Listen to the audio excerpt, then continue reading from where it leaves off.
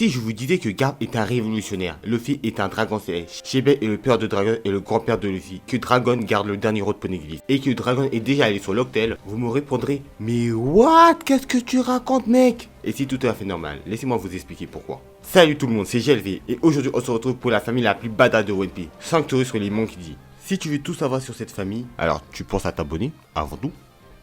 C'est bon, tu l'as fait?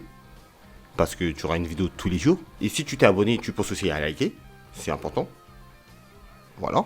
Si tu as fait ceci, alors nous pouvons commencer la vidéo. Let's go les gars. Dragon est le dieu de la pluie. Dragon a mangé le fruit du demande de la météo. C'est une théorie extrêmement répandue dans la communauté et cela est encore plus appuyé dans le chapitre 1044 où nous apprenons l'existence du dieu du soleil Nika qui avait été introduit à Skypiea. Il était mentionné aux côtés des dieux de la pluie, de la terre et de la forêt. Dans le chapitre 100, Dragon fait sa première apparition et sauve Luffy de Smoker. Smoker avait réussi à attraper Luffy et à l'affaiblir grâce à son gîte fait de granit marin. Mais étrangement, Dragon décide de ne pas tenir la partie du gîte où il y avait du granit marin. En plus, dans ce chapitre, il avait commencé à pleuvoir subitement. Il y a eu un rafale de vent et la foule s'est abattue, comme par magie. Tout cela est apparu au moment où Dragon est intervenu. Bien plus tard dans l'œuvre, lorsque Sabo était aux portes de la mort après la tentative de meurtre du dragon céleste, Dragon intervient pour le sauver. Nous constatons à ce moment précis que Dragon n'est pas en contact avec l'eau. Il attrape juste sa main pour le sauver. Et cette scène de sauvetage se fait avec un rafale de vent. Supposons que Dragon laisse un peu de son pouvoir déborder lorsqu'il est en colère. Puis, Dragon réapparaît sur son navire accompagné de Sabo. Il revient sur son navire par les airs. Cela peut paraître étrange, mais cela peut indiquer que Dragon est un personnage qui peut voler. Dans l'anime, nous voyons bien au niveau de ses pieds qu'il y a une mini tornade. Le nom du navire de Dragon est Windgamma. Ganma est un bateau révolutionnaire qui a existé dans notre monde et Wind veut dire en anglais le vent. Donc le vent de la révolution. Donc le bateau de Dragon en français veut dire le vent de la révolution. Dans le chapitre 1048, Oda nous avoue de qui Luffy est inspiré. Il n'est pas inspiré de Son Wukong, mais de celui qui a inspiré Son Wukong, Bajorang, un dieu 5, également surnommé Anuma. Je développerai ce sujet plus tard, mais juste pour vous dire que son père avait une grande affinité avec le vent. Si Luffy est inspiré d'Anuma, le dieu 5, alors Dragon qui est le père de Luffy doit aussi avoir un lien avec le vent. Bon, si on suit cette logique, Dragon a donc mangé un fruit du démon, celui du vent et non celui de la pluie. Alors c'est plus compliqué, car nous constatons que Dragon est lié au vent, mais aussi à la pluie et à la foudre, comme nous pouvons le voir dans le chapitre 100 de One Piece, où il y avait de la pluie, de la foudre et du vent. Il est lié à tous les phénomènes météorologiques.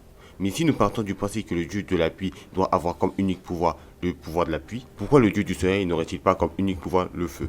Je pense que, tout comme le fruit de Luffy qui lui permet de modifier son corps pour devenir élastique, celui du dieu de la pluie aurait pu lui permettre de devenir de l'air. De plus, dans le chapitre 1153, lorsque le Gorosei apprend que Luffy a éveillé son fruit du démon, il veut supprimer le nom de famille de Luffy. Ils auraient probablement fait la même chose lorsque Dragon a éveillé ses pouvoirs. C'est pourquoi les soldats de la marine, dans le chapitre 432, disent que c'est la première fois qu'ils entendent le nom de famille complet de Dragon.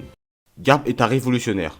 Ça peut paraître fou, mais ce n'est pas le cas. Si nous regardons attentivement le comportement de Garp depuis le début du récit, il a une idéologie contraire au gouvernement mondial. Il a refusé le titre de amiral de la marine dans One Piece parce qu'il ne veut pas servir le gouvernement mondial. Il a également explicitement déclaré que les membres du gouvernement mondial sont des ordures. Étant indé, il est naturellement un ennemi du gouvernement mondial, et les ennemis naturels de ces derniers sont aussi les révolutionnaires. De plus, dès la première apparition de Garp mentionne qu'il a récemment été en contact avec Dragon, ce qui prouve qu'ils sont toujours en contact à ce jour. Il est également étrange que dans la famille, Monkey D. Garp soit le seul personnage qui ne veut pas attaquer le gouvernement mondial, alors que Luffy est un pirate et Dragon est le pire criminel au monde. Ils doivent bien avoir hérité ce trait de caractère de quelqu'un, et cela semble être le cas. À quoi cela servirait-il à Garp de rester dans la marine? Jusqu'à présent, nous n'avons vu aucune volonté de sa part de vouloir faire changer les choses. Il entraîne la relève, mais ne fait rien d'autre que de se plaindre. Ce n'est que dans les derniers chapitres qu'il a décidé de rentrer en action. Je pense que Garp fait partie des révolutionnaires, ce qui explique sa position actuelle. De plus, il peut être celui qui a créé les Swords. Il possède toutes les qualités que nous attendons des Swords. Il réclame une justice juste, il ne veut pas être sous les ordres du gouvernement mondial et attaque les territoires de Yonko sans aucun problème. Je pense que nous ne connaissons pas tout sur les Swords. Je pense que les Swords que Garp a créés sont une autre faction secrète des révolutionnaires. En tout cas, lors de la Grande Guerre, je ne vois pas les Swords être du côté de la marine. Cela pourrait expliquer pourquoi les révolutionnaires ont pu s'enfuir lorsque Barbe Noire les avait attaqués. Tout simplement parce que Aokiji, membre caché des Swords, avait rapporté à son supérieur Garp qu'ils avaient l'intention d'attaquer Dragon et que Garp avait prévenu son supérieur Dragon qu'ils étaient en danger. Luffy est un dragon céleste.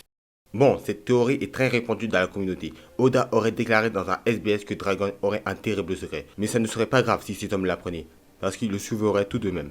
C'était alors que tous les fans ont commencé à imaginer une histoire d'amour shakespearienne entre un dragon céleste et Dragon. Nous allons prendre l'inspiration première de Luffy. Comme nous l'avons dit précédemment, ce n'est pas Son mais Hanuman, le dieu singe. Hanuman est un personnage de la mythologie hindouiste. Hanuman était un garçon agité qui avait confondu le soleil avec un fruit et avait essayé de manger le soleil. Tout comme Luffy, enfant, a mangé le swan mythique, Nika, le dieu du soleil, en pensant que c'était un fruit. Hanuman a également plus tard acquis une cicatrice sur son visage, tout comme celle de Luffy sur sa joue. Après que Luffy a atteint l'éveil, il a été capable d'agrandir les parties de son corps sans aucune limite, lui permettant même de se transformer en géant, comme nous l'avons vu avec sa forme gigantesque dans le chapitre 1043. Hanuman, quant à lui, n'a pas de limite non plus, car il peut agrandir son corps à une taille infiniment grande. Un jour, Hanuman a affronté Indra, le dieu de la foudre. Plus tard dans One Piece, cela est représenté de manière similaire à Skypiea, lorsque Ena a essayé de frapper Luffy de sa foudre. Et pour finir, Hanuman est le dieu singe, et le nom de famille de Luffy est Monkey D.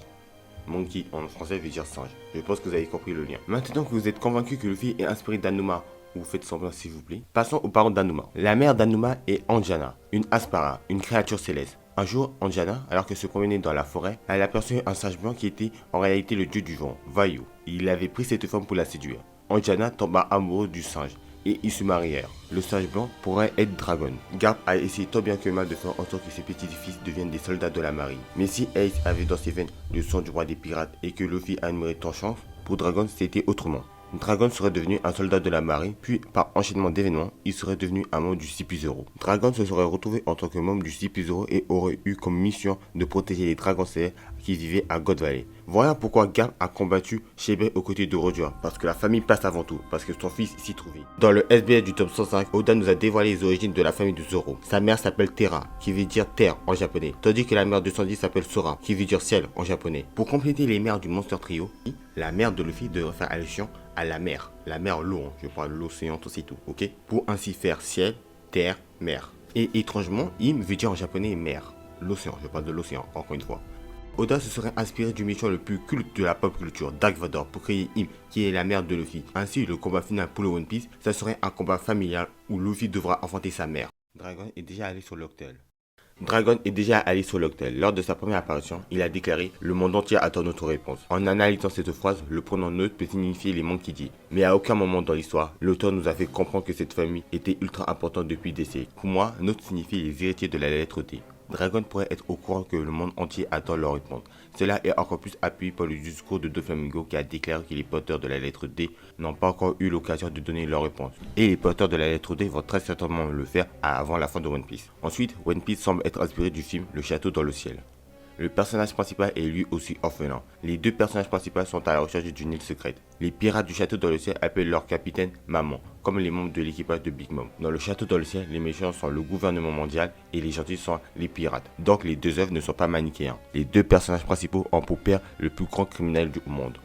Il y a plein d'autres similitudes. Le père de Pazu a décidé de l'abandonner pour retrouver une île et aurait pris en photo une preuve que cette île en question existe. Elle se nommerait Laputa. Si Dragon était lui aussi allé sur l'Octel ou une partie de cette île et avait découvert que dans cette partie de l'île se trouvait le secret de la volonté du Di. Il pourrait même avoir une preuve physique de l'Octel. Il aurait découvert une partie de l'Octel, une pièce de l'Octel, le One Piece de l'Octel. Dans le film, le père de Pazu ayant une preuve de Laputa devient l'ennemi numéro 1 du gouvernement mondial, tout comme Dragon. Shebeck est le grand-père de Luffy. Bon, quand j'ai vu cette théorie pour la première fois, je me suis dit « What the fuck ?» Mais en vrai, elle est très séduisante, car si Dragon est le fils de Shebeck, cela implique que la mère biologique de Luffy jouera un rôle crucial dans l'histoire complète de One Piece. Lorsque Oda représente la silhouette de Shebeck, nous constatons un personnage qui ressemble beaucoup à Dragon. Même coiffure, même forme du visage, même nez. Ensuite, il n'a jamais été dit dans le manga que Dragon est le fils de Garp. Il est introduit comme le père de Luffy et Garp dira dans son introduction qu'il est le grand-père de Luffy. Ensuite, leurs motivations sont très similaires. Ils incarnent tous les deux la volonté du Di. Shebeck a essayé de faire tomber les dragons célestes à God Valley, et selon les traits de caractère de Shebeck, il aurait même pu faire ce que même un Yonko ne peut pas faire, tuer un dragon céleste. Le but de Dragon est simple, faire la révolution, déclarer la guerre aux dragons célestes, et faire tomber les têtes. De plus, lorsque Luffy aura 40 ans puis 60 ans, il ne ressemblera pas à son père, mais à Garp, ce qui est plutôt étrange. Pour finir, nous pouvons remarquer certains traits de caractère communs entre Dragon, Shebeck et Luffy. Ils sont tous capables de rassembler les autres à leur cause. Dragon le fait grâce à sa révolution en rassemblant les peuples opprimés. Luffy réussit à rallier le monde entier grâce à son pouvoir et à son charisme. Et Shebeck a réussi à rassembler les plus grands pirates de sa génération et à leur transmettre sa motivation, comme nous l'a montré Kaido dans le chapitre 1049, où il veut également faire tomber les dragons célestes. Dragon a le dernier road poneglyph. J'ai rajouté celle-ci à la dernière minute, mais il est presque certain que Dragon possède le dernier road poneglyph. Nous avons toutes les preuves. Dans le chapitre 1081, nous en apprenons peu plus sur l'identité de l'homme brûlé. Il possède un navire complètement noir, crée des tourbillons et serait un membre du gouvernement mondial. Cela valide la théorie selon laquelle Dragon aurait mangé un fruit du démon lié à la météo et aurait travaillé par le passé pour le gouvernement mondial. Dans Roato Loctel sorti cet été, Oda nous a donné 3 possibles positions pour le dernier rôle poneglyphe. La première hypothèse est qu'il se trouve à Elbaf, mais cela ne semble pas être le cas à cause de l'attitude de Shan. S'il se trouverait à Elbaf, Shan aurait actuellement tous les clés pour le One Piece. Il a le poneglyphe de Big Mom et Kaido grâce à Kid. Il sait où se trouve le poneglyphe de Zou, parce qu'il faisait partie de l'équipage de Roger. L'équipage de Roger avait trouvé le poneglyphe devant Shanks, pour rappel. Et Barbe Noire vient de nous confirmer qu'il n'a pas le dernier road poneglyphe parce qu'il est à la recherche de ce dernier. Nous apprenons aussi dans le chapitre 1080 que le dernier road poneglyphe, c'est l'homme à la brûlure qu'il a. Alors, le dernier road poneglyphe se trouverait dans un pays que Dragon aurait libéré, sur Villa, la dernière île indiquée dans Roato Loctel, pour la localisation du dernier Roato poneglyphe. Je pense que Dragon a un intérêt pour le One Piece. Pourquoi Dragon aurait-il pris le dernier roi? Pour rappel, le dernier poneglyphe se trouvait sur l'île des hommes poissons, avant Lilith. Mais après Lilith, il a disparu. Dragon aurait peut-être demandé à Neptune de lui confier le dernier roi poneglyphe, car il n'était plus en sécurité depuis que Barbe Blanche est mort. Mais cela ne répond toujours pas à la question de savoir pourquoi Dragon aurait également un intérêt à se rendre sur Loctel. Il est tout aussi légitime que l'eau ou les Mugiwara d'en apprendre davantage sur l'histoire du siècle oublié, la volonté du dit, etc. Il est au courant que Robin sait lire les poneglyphes et pourrait connaître la véritable nature de l'homme élastique. Dragon était l'homme le plus recherché par le gouvernement mondial et est maintenant l'homme le plus recherché par les plus grands pirates de ce monde. Ainsi, les 3 plus grands pirates de l'ère actuelle vont se battre à Villa pour trouver le dernier road poneglyphe. Bon, c'est sur ça qu'on va se laisser. Dis-moi en commentaire la théorie que tu crois le plus. Je vais pas te mentir, moi actuellement c'est celle où Dragon a le dernier road poneglyphe. Sinon, dites-moi sur quoi voulez-vous que je fasse une vidéo la prochaine fois. Pensez aussi à venir me suivre sur Twitter, TikTok et Instagram. Je suis très actif sur ces réseaux. Pense aussi à partager la vidéo. Et si tout ceci est fait, alors on se dit à jeudi prochain pour une nouvelle vidéo.